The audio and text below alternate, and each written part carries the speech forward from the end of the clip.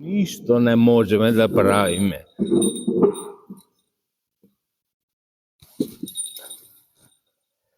Често пати живееме во некаква илузија, затоа што одредени сокови на животот се вметнати во нас можеби од самото раѓање. Ги добиваме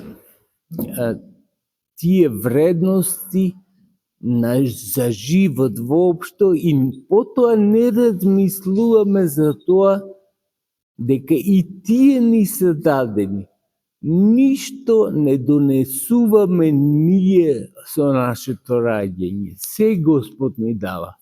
И затоа создаваме некаква илузија дека нешто можеме сами. Кога ќе западнеме во некоја поголема тешкотија во животот, тогаш се сеќаваме на Бога и дека ни е потребен и нему му се молиме. Меѓутоа реално, ако човек сака добро да се втемели во животот и добро да размисли за животот, ама ништо, баш ништо не можеме без Господа.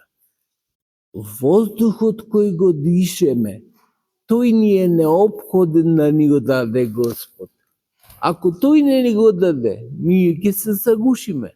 Значи, немаме со себе боца на кислород за да го дишеме и овој воздух на кој толку сме навикнати и си замислуваме дека некако општо ни припаѓа тоа.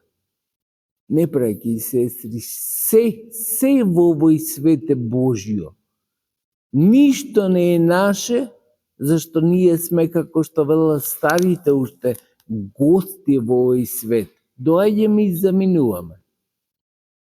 Ама затоа ако сме свесни уште од млади години, поинаку го устројуваме животот, не како зависност, туку како слобода, зашто Господ не сака да не направи зависни од неговите дарови, туку преку нив да не направи слободни.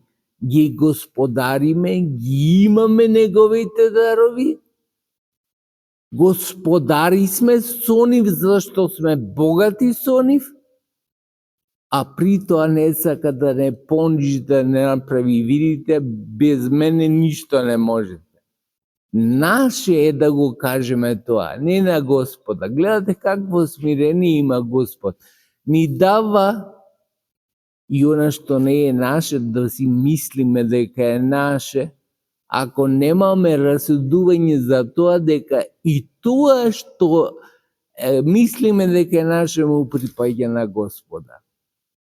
Тогаш кога ќе се најдеме во таква богата ситуација, да знаеме дека се му припаѓа на Господа, тогаш имаме некаков удел во Господа.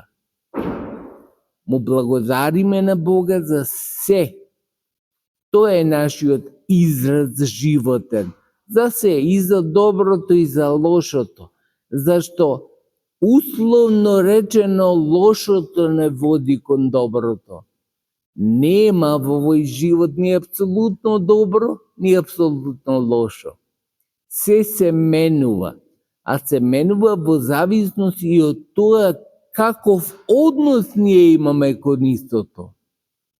Ако имаме однос да го почитуваме тоа како Божји дар, тогаш Господ уште повеќе дарови ни дава да можеме да се соочиме и со проблемите кои ги имаме.